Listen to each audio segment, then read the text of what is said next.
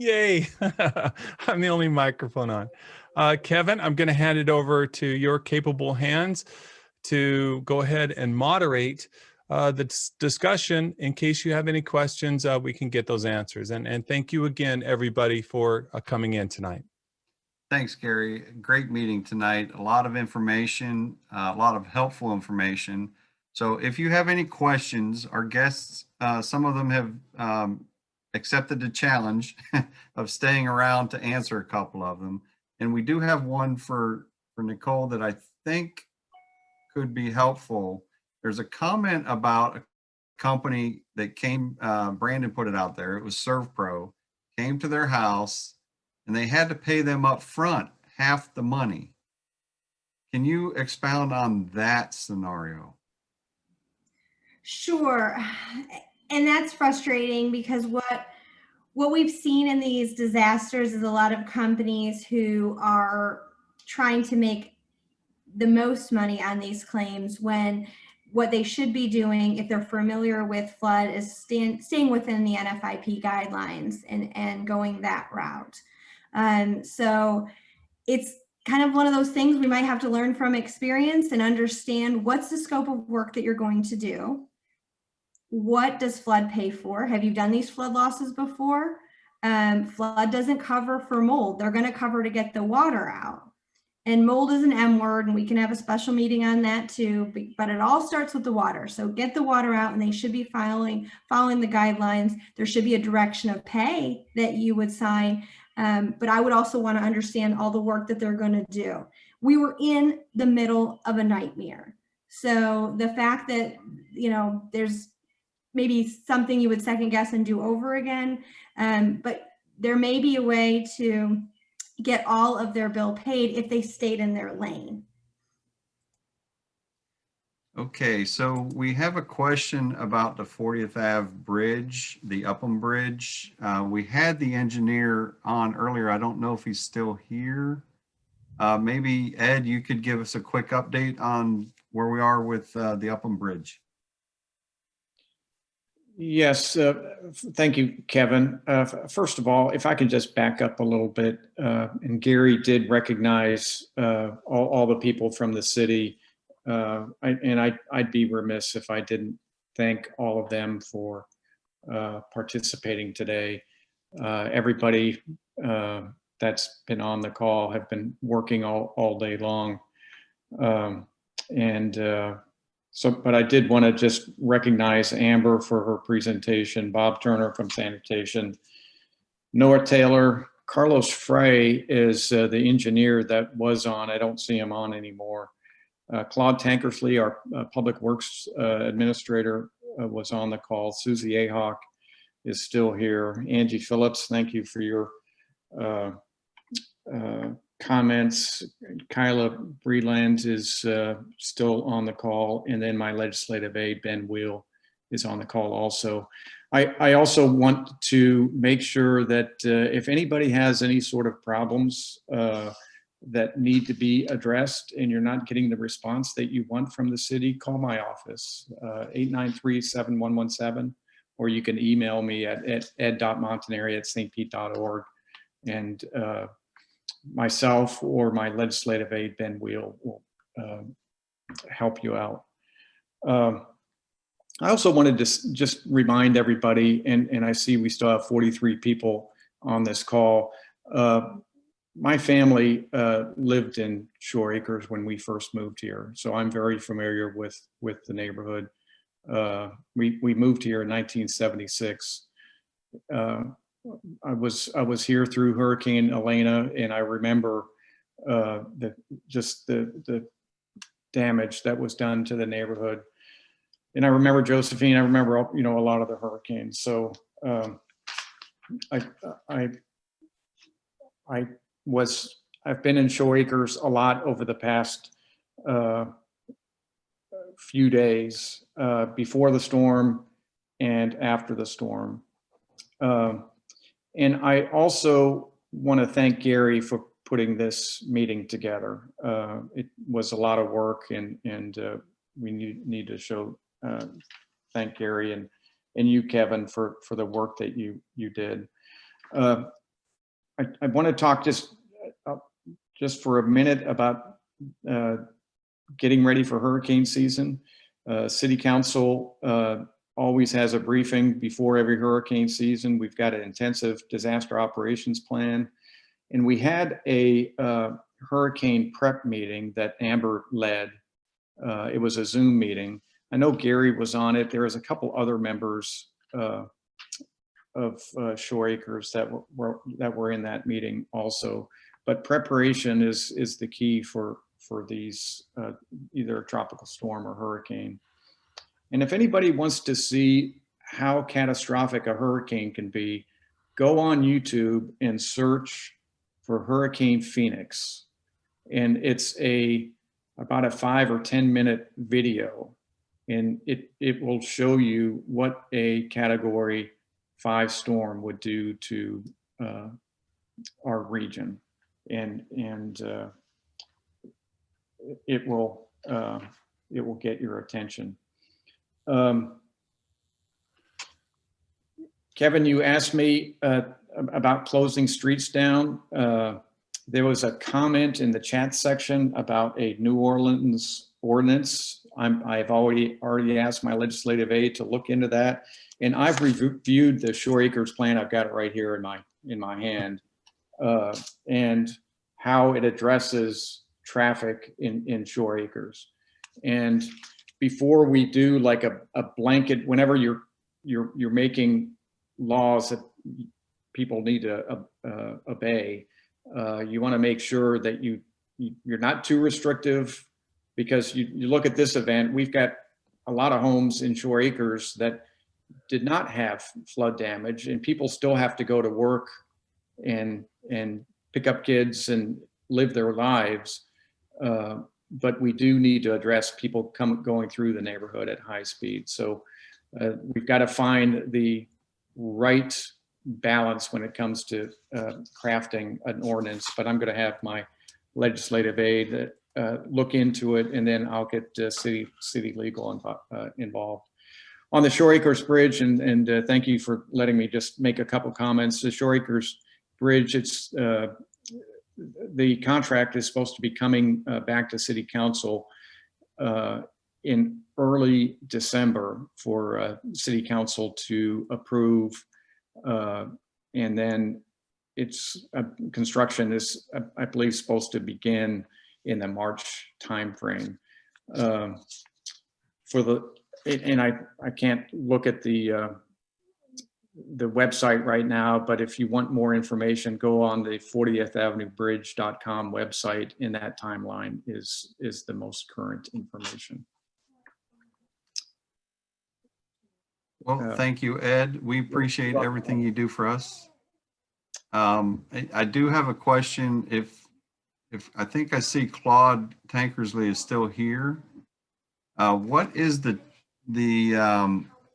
possibility of raising the main streets through Shore Acres, like Chancellor Street, Shore Acres Boulevard, Bayou Grand, those streets 2 feet, or wherever the flood is usually coming up in an event like this? What is the possibility of doing that so that we have roads that are passable?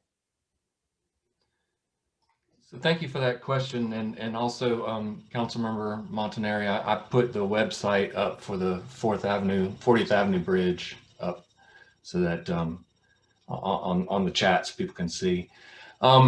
So anything is possible, honestly. And I realized, oh, I have my camera covered. There we go. Hello. No wonder. I was like, God, it looks like cloud covers up there. Sorry about that. So anything is possible. We can, technology exists that, if we throw enough money at something, we can certainly do what we want to do. The challenges we run into is that here in St. Pete, because we live in a very wet, flat area, our roads have been designed to be a part of the stormwater collection system. So if you raise the roads higher than the properties around the roads, now it can't act as a part of the stormwater collection system. And you're going to have to collect the stormwater a different way. So it can compound the problem. And if it's not done correctly, then the roadway becomes a dam and puts more of the water runoff onto people's properties. So while it could be done, it would likely have to be done in conjunction with a huge amount of stormwater infrastructure improvements, and possibly working with all of the homeowners along those roads to raise up a portion of their property so it doesn't become a dam. But technically it can be done. Okay, thank you so much for that question, Kevin. And is there any other questions that people have about this? I think it's important to notice that there's two types of water here. There is the storm water, and I was surprised to see the statistics about how much rain we got. I didn't realize how much rain we got Wednesday. But you're not going to keep back the tide. And if we have a surge or something like that, it should be distinguished between rainwater and get rid of it, and then storm surge. Just an example, my kids were across the street and they said, oh, we'll be careful around the drain. And I kind of explained to them, there's nowhere for the water to go, kids. This is the sea level right here.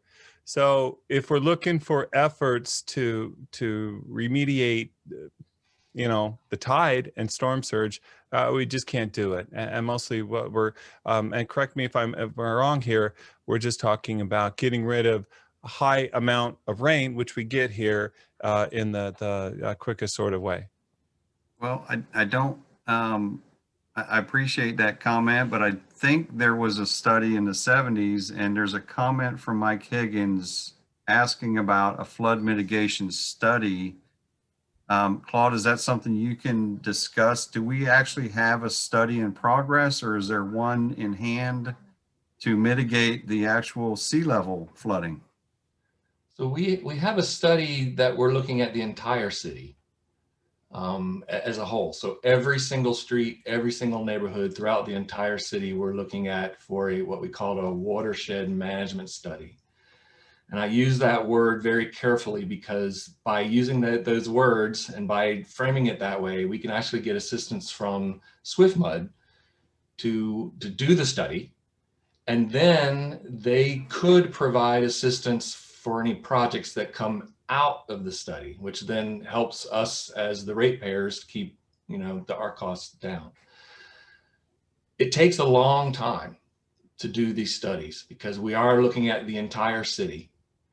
And we have to gather information as to all the infrastructure in the city, and then we have to run models, statistical and mathematical models of how stormwater works, rainfall data, tide data.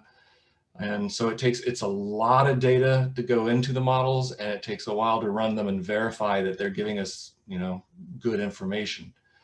So it's been going on now for, I think we're in our second year, and we anticipate it to be completed by this time next year. And at that point, then we'll have a study looking for the next 20 years for the city as a whole as to what we need to do throughout the entire city. We anticipate that it's going to be a big dollar amount. We anticipate that it's going to be in the hundreds of millions of dollars, if not $1 billion. Because we're, as Gary mentioned, we're not only dealing with more intense rainfall, and by that I mean we can get 3 inches of rain in a day, but it makes a big difference as to whether you get that 3 inches over 24 hours or if you get that 3 inches in just 1 hour. It makes a big difference as to the flooding in your street.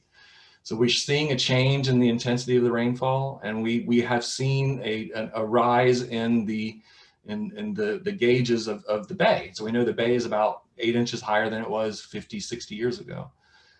The study that we're doing looks at the future and takes an estimate of what the impacts will be if climate change and sea level rise continues. And so it looks at those sea level curves for the next 20, 40, 50, 60 years. And I believe we're using the intermediate curve, not the worst one, but not the lesser one either, to try to come up with our answers. Okay, great. We had a question for Nicole, I think. Is it better or worse to use a remediation company or restoration company that is a certified vendor with your flood insurance carrier? Nicole, are you still here? Yes. I'm going to say that my family is going to use the vendor that I decide. And maybe that person is certified, but I'm going to look and I'm going to make sure I understand that I'm getting all the benefits and not leaving anything to be decided by two companies who are for their own benefit, if that makes sense.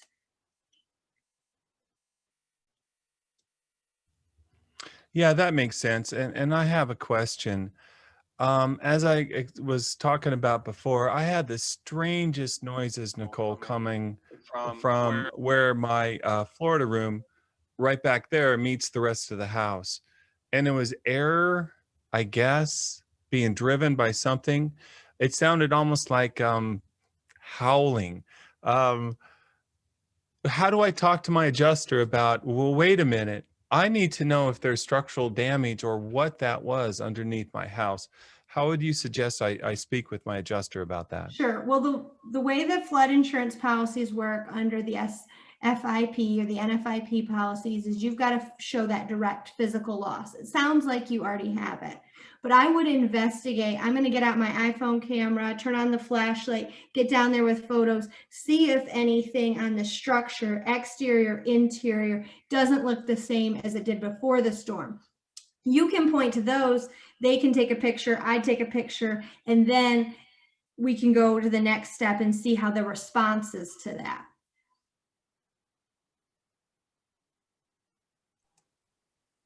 Okay, another question for the city. Is there a plan to clean and inspect street flood drains? So yes, there is. We have several crews of people that go around the city and inspect and clean flood drains based off of two primary criteria. The first one is for those that we know are in an area that are regular problem areas, we will go out there on a routine basis to check on ourselves. And the other way is if somebody calls us and said, hey, this drain doesn't seem to be working, can you come out and check it? And we will do that. Lots of times if a drain is holding water, particularly in shore acres, again, it may not be because the drain is clogged. It may be that the tide is still high. Regrettably, all of the drains in shore acres, they drain to the canals into the bay. And as you know, water runs downhill. So if the downhill portion is high, then water has a hard time running to it. It slows it down. And so I just looked at the tides right now, and the tides are about 1.5 feet, which is not terribly high, but it is that means it's 1.5 feet higher than it is on an average. So therefore the water is not draining as quickly right now as it will be when it's in low tide. So, but yes, we do have a program to do that. Claude, I have a quick question for you. Maybe we need like a neighborhood organization to where we just go and with our foot clean off the drains if we have them. I know I have one right across the street, and I don't think it plugs as much as, like you said, it's just the salt water coming up through it. But do any neighborhoods that you know of have teams of people that go out and might clean their own gutters? Absolutely. We see that in some neighborhoods here in St. Pete, plus also in my previous life when I worked in other cities, we see that. Great. So sometimes okay. just a single block. I happened to live in a neighborhood once where my finished floor elevation was 8, my yard elevation was 6. I saw the same kind of flooding that you guys see all the time. And every time it rained, my neighbors and I, we would always, hey, how you doing? Let's go out. And we move away the debris away from the drains to make sure it's working. So Okay. we welcome that. We welcome that. Okay. Okay, good. Because we'll do it. Thank you. We're not going to have a bunch of people posting, why don't they come clean our drains? I'll personally go out there and put my foot down and clean it off. this is being taped, so I'm going to be committed to it. But let's see if it's saltwater first, right? If it isn't, I'm not going to hold back the tide. No, you're not. That's really hard to do.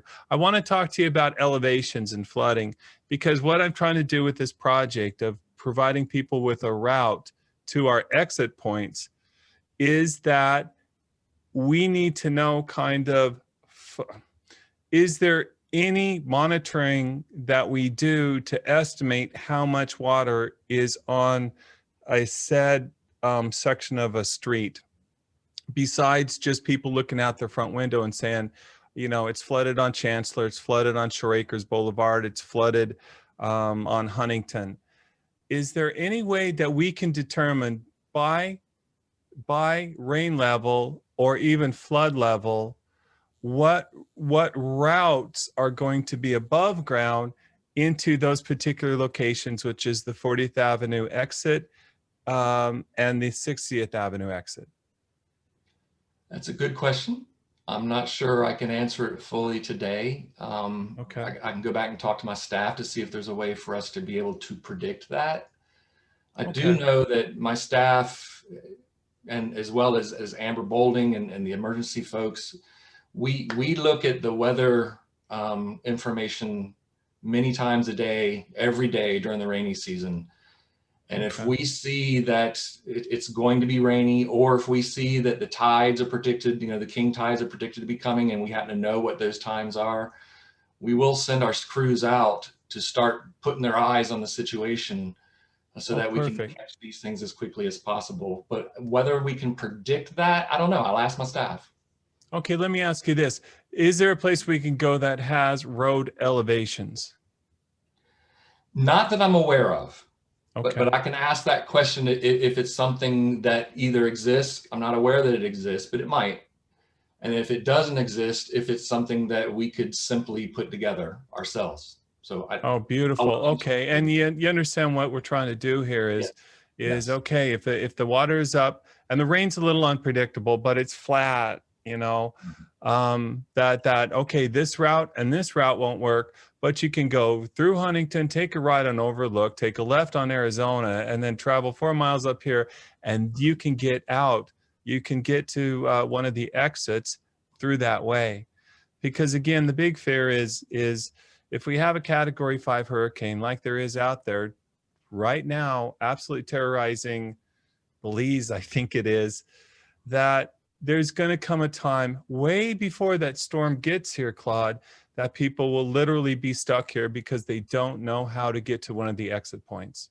Right. And that's what we want to do for the May meeting is to literally, Kevin and I have worked out to where we have a little dot for every house in the Shore Acres Civic Association.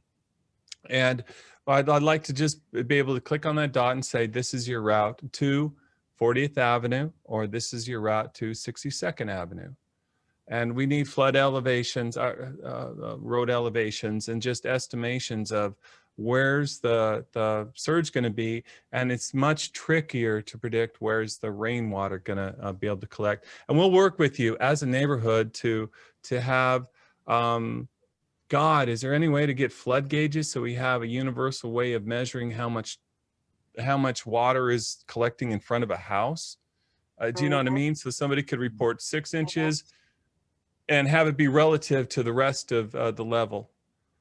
And then we can start kind of documenting and get data to analyze where the flooding is going to start to happen. And because people in the back of Shore Acres are going to have less time than me, because I'm parked across at the Gathering church, and I can just go on 14, I think that's 14th Lane Northeast, and I'm on 62nd, I'm on 40th Avenue, and I'm out of here. But my neighbors might not be able to make it to those exit points. That's what I want to know. And if there is a route, let's find out what it is. Sure. So here's another suggestion that came to me as I'm watching all the tow trucks pulling cars out of Shore Acres. There have been dozens of cars that were flooded.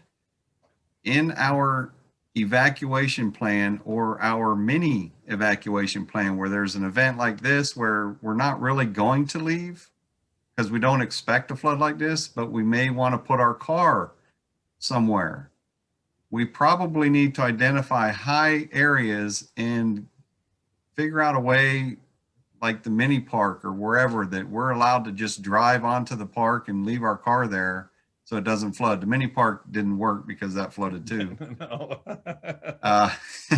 But Nope. for instance, the fire station or somewhere else, maybe we need to build a high spot that we can have a safe haven for that. But in any regard, are there any other questions for the people who have volunteered their time to stay at this time? And I think we've done pretty well. Before we sign off, I do want to mention that our neighbors are extremely special out here. There are posts all over our Facebook page of neighbors helping each other. And if you know of anybody that needs help, post it. Don't be embarrassed. Ask for the help. There are neighbors who can help in many different ways. I can help in one way and Gary can help in a different way. But we have all kinds of neighbors who are willing to help. We have people who want to donate clothes, who want to donate spaces. That's what this neighborhood is about. And it really tugs at my heart when I read some of those posts. So I want to say thank you to everyone who's helped and everybody who needs help. Just ask. That's what we're about. And Gary, I'm going to hand it back to you to close this out. Great meeting. I'm so happy that we all got together, and I think this is really going to help out our neighborhood. I'll say it again, it's traumatic having water in your home and not knowing how high it's going to rise. And I think we've become aware, and just as importantly, I think the people in the city like Claude and Ed and Brazish and everyone is slowly realizing that you know, we kind of need special attention here in Shore Acres due to those limited amounts of getting people out of here. And know that we're going to work on it. Again, if you want to be on the committee, if you want to make a difference in your neighborhood, come to the May meeting and get involved. And then not just do it, but also help spread the word to your neighbors of our situation and our particular circumstance. And if they stay, there's nothing you can do about it, but let's give them the opportunity to find the route to get out of our neighborhood. And as far as the trucks driving through, you can see the passion of it. And I think it's more of a problem than we really have documented. And the key here is we document it. And if we don't properly document it, we don't really have any strength. The strength isn't into you complaining about it, and I think you should tell them to slow down personally, but that's not going to do any good. However, if information is compiled and information is analyzed and we put our heads together and say, oh, it was a black truck about this size. Oh, I saw it go around about 7:15. You have date and times to the fraction of a second on your cameras. Then we can do something. And once we get to the point of identifying these individuals, then we have another avenue that we can go down. So we've covered that today. And Nicole, very good, just awesome. I'm so glad I met you at yoga and went there and saw you. And you just happen to be an attorney that represents the insured. Beautiful karma that went on there. And all the residents of Shore Acres and all the people watching this on YouTube, we love you. We want you to be okay. You know, flooding happened in your home. We're sorry about that. And Shore Acres is a unique and special place to live. And lastly, say that you coming to this meeting, you joining the Shore Acres Civic Association, you getting involved helps us be an organized neighborhood, because that counts. Organization counts. And from the people that spent their time to come in with us tonight, you can see how it counts. So I appreciate everyone that came in. And with that, I'm going to wish you a good night and keep in touch. And we'll get through this. And next year we'll be way more prepared, because guess what? If Shore Acres is going to flood, we're going to flood right. How about that? All right, everybody. Good night, all. With that, going to say good night.